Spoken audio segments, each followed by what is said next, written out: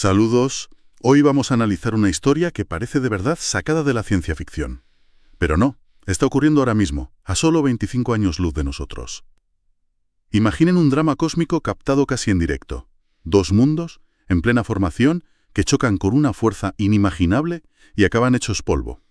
Y lo más fascinante es que esta escena de destrucción es en realidad una ventana a nuestros propios orígenes. Es un vistazo a cómo era nuestro sistema solar en su infancia, una época increíblemente violenta y caótica. Nos permite ser testigos de un proceso que aquí, en casa, terminó hace más de 4.000 millones de años. Para este análisis partimos de un artículo de José Manuel Nieves en la sección de Ciencia del diario ABC. Nuestra misión es desentrañar qué nos revela esta colisión sobre cómo nacen los planetas y sobre todo los desafíos y los espejismos que encontramos al buscar una nueva Tierra. Pero para entender la importancia de este nuevo choque, primero tenemos que hablar de su predecesor, ¿no? Del famoso planeta fantasma. Exacto. Hay que empezar por el escenario del crimen, por así decirlo. Y ese escenario es la estrella Fomalhaut. No es una estrella cualquiera. Es casi perfecta para estudiar esto. Es muy joven, apenas 440 millones de años, está relativamente cerca y lo más importante, su disco de escombros, ese anillo de polvo donde nacen los planetas, lo vemos casi de canto. Es como tener un asiento de primera fila. Justo, un asiento de primera fila para ver la construcción en directo. Un ojo de Sauron cósmico, como lo describe el artículo, que nos mira. Y dentro de ese ojo, en 2008, saltó una noticia que dio la vuelta al mundo. Una noticia bomba, vamos. El telescopio espacial Hubble había conseguido la primera imagen directa, en luz visible, de un exoplaneta, Fomalhaut B. Las portadas de las revistas científicas se llenaron con esa pequeña mota de luz. Fue un hito. Después de años detectando planetas de forma indirecta, por fin habíamos visto uno. La euforia era total. Pero la fiesta, claro, no duró mucho.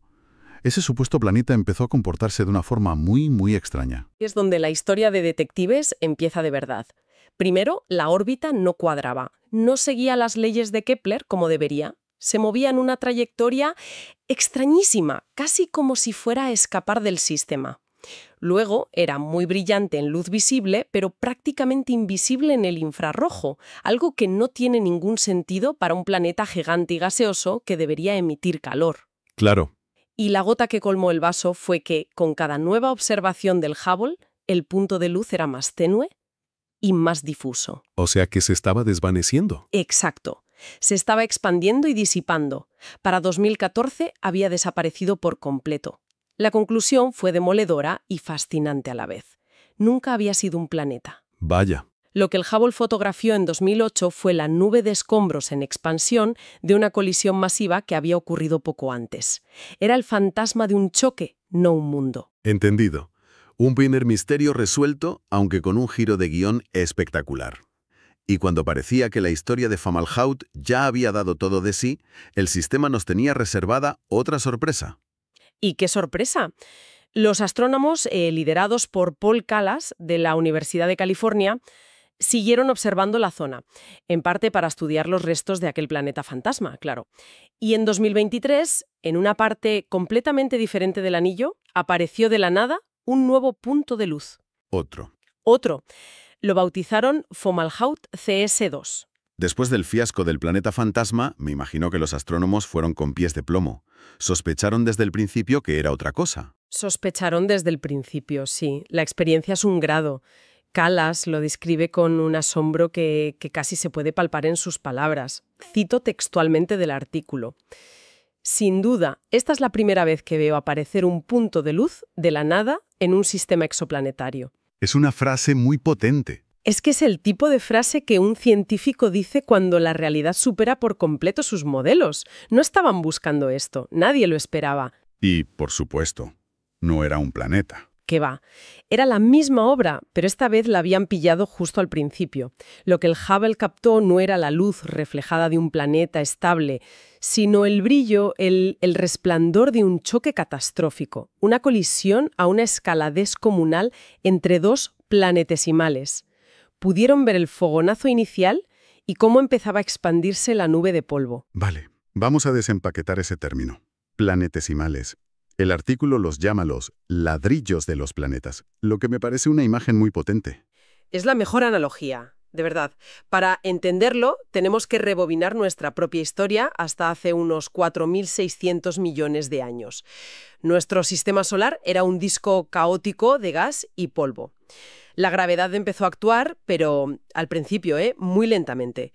Primero, granos microscópicos de polvo se unen por fuerzas electrostáticas, como el polvo que se acumula en una esquina de casa. Forman guijarros. Esos guijarros chocan y se unen para formar rocas más grandes. Y esas rocas siguen creciendo y creciendo hasta que su propia gravedad empieza a ser relevante y atraer a otras. Precisamente.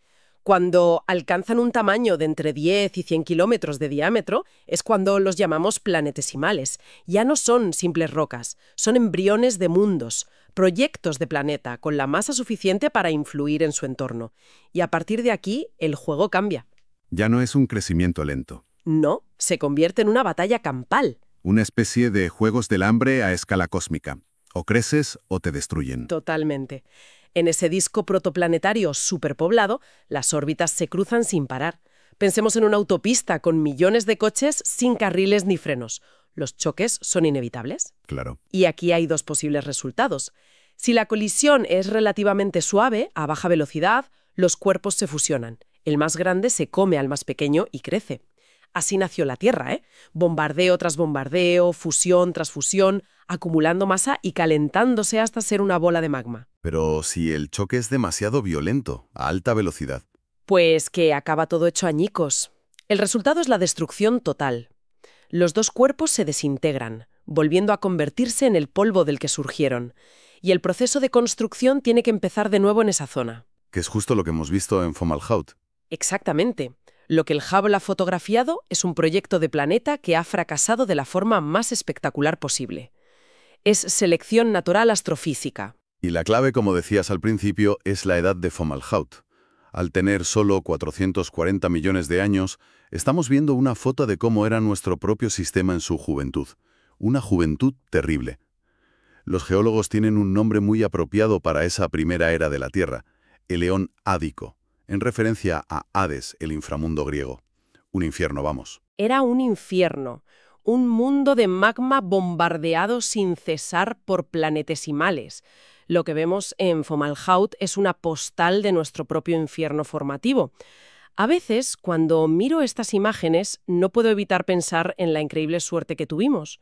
Un choque un poco más fuerte aquí, una órbita ligeramente distinta allá, y nuestro planeta podría haber sido solo una nube de polvo más. Entendido. Así que estamos viendo una foto de nuestra propia infancia violenta.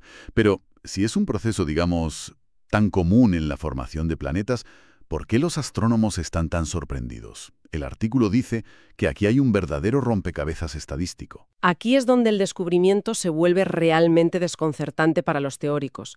Según los modelos actuales de formación planetaria, una colisión de esta magnitud entre objetos de decenas de kilómetros debería ser un evento rarísimo. ¿Cómo de raro? Pues las predicciones dicen que en un sistema de la edad de Fomalhaut, algo así debería ocurrir como mucho una vez cada 100.000 años. 100.000 años. Y en Fomalhaut hemos sido testigos de dos eventos de este tipo en menos de 2 décadas. El que generó el planeta fantasma y este nuevo. La probabilidad de que hayamos mirado en el momento justo 2 veces seguidas es astronómica. Es tan improbable que roza lo imposible. Esto nos deja dos opciones. O los astrónomos han ganado la lotería cósmica 2 veces seguidas, lo cual es estadísticamente absurdo, o nuestros modelos están equivocados. y todo apunta a lo segundo. Quizás estos sistemas jóvenes son mucho, mucho más violentos y dinámicos de lo que jamás imaginamos. Me encanta la analogía que usa Paul Callas para describir esto. Dice que si viéramos una película acelerada de los últimos 3.000 años de Fomalhaut, veríamos el sistema centellar como luces de Navidad. Es una imagen potentísima y muy precisa. Sugiere que no estamos viendo eventos aislados, sino un proceso continuo. No es un sistema tranquilo con algún accidente ocasional, es un campo de batalla cósmico que está constantemente iluminado por estas explosiones. ¿Y la escala de todo esto es? Es difícil de procesar. Mark Wyatt, otro de los coautores, estima que en ese anillo hay unos 300 millones de objetos del tamaño de los que han colisionado. 300 millones. Es una cifra que cuesta asimilar. No es una carretera con algunos coches, es una tormenta de arena donde cada grano es un proyectil del tamaño de una ciudad. Exacto. Y hablamos de rocas de más de 60 kilómetros de diámetro. Para que nos hagamos una idea, el asteroide que acabó con los dinosaurios tenía solo unos 10 kilómetros. O sea, 6 veces más pequeños. Lo que hay orbitando en Fomalhaut es un campo de minas cósmico, lleno de proyectiles 6 veces más grandes que el que provocó una extinción masiva en la Tierra. Entonces, ¿qué significa todo esto? ¿Cuál es la conclusión principal que podemos sacar de este espectáculo de fuegos artificiales cósmicos? Lo fascinante aquí es que el descubrimiento tiene una doble cara. Por un lado, es un laboratorio sin igual. Es la primera vez que tenemos evidencia visual directa, casi en tiempo real, de una colisión de planetesimales fuera de nuestro sistema. Permite a los científicos poner a prueba sus teorías en un escenario real, no en una simulación. Pueden medir el brillo, el calor, la velocidad de expansión de la nube y con eso ajustar los modelos de cómo se forman los planetas. Y la otra cara de la moneda, que me parece casi más interesante, es la advertencia que supone. Es una advertencia muy seria, sí, para el futuro de la búsqueda de exoplanetas. El artículo subraya una frase clave. El punto de luz Fomalhaut CS2 se parece exactamente a un planeta extrasolar reflejando la luz de las estrellas. Ah, claro. Si no tuvieran el contexto del evento anterior, si hubieran apuntado a Fomalhaut por primera vez y visto eso, lo habrían catalogado sin dudarlo como un candidato a planeta. Es decir, que podríamos anunciar con gran entusiasmo el hallazgo de una segunda Tierra, un punto azul pálido en la distancia, y que en realidad solo estuviéramos viendo los restos de un accidente cósmico. Precisamente. Nos enseña que no todo lo que brilla es un planeta. La detección directa de exoplanetas es increíblemente difícil. Buscamos puntos de luz minúsculos junto a estrellas cegadoras. Y una nube de polvo densa y brillante justo después de una colisión puede disfrazarse de planeta perfectamente durante meses o incluso años. Nos ha dado una lección de humildad y de cautela. Sin duda. Así que hemos viajado desde un planeta que nunca existió hasta una violenta colisión que nos muestra cómo nacimos. Una historia de creación, destrucción y de engaño cósmico. Y la historia no ha terminado, ni mucho menos. Esto es solo el principio.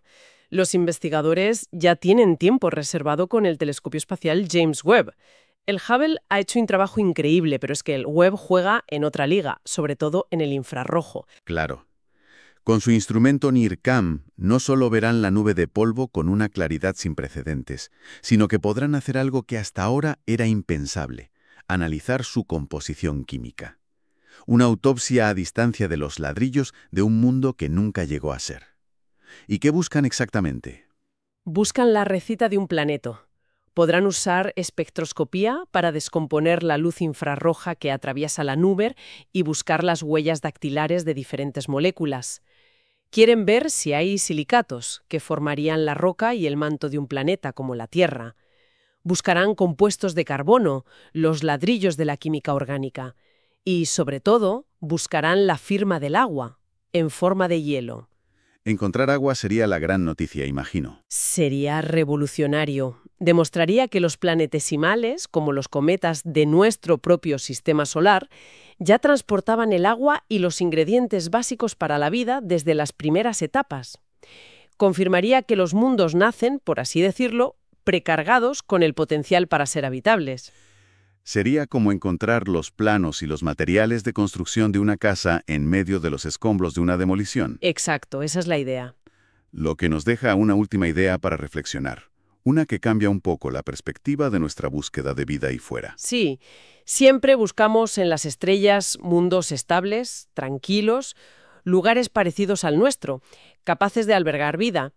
Pero este descubrimiento nos recuerda de forma contundente que el propio proceso de creación está definido por una violencia y una destrucción espectacular. Claro. Lo que Fomalhaut nos obliga a preguntarnos no es si hay otros planetas, sino si la mayoría de sistemas estelares son en realidad cementerios de mundos fallidos. Quizás la verdadera rareza no es encontrar un planeta, sino encontrar uno que haya sobrevivido a su propia infancia.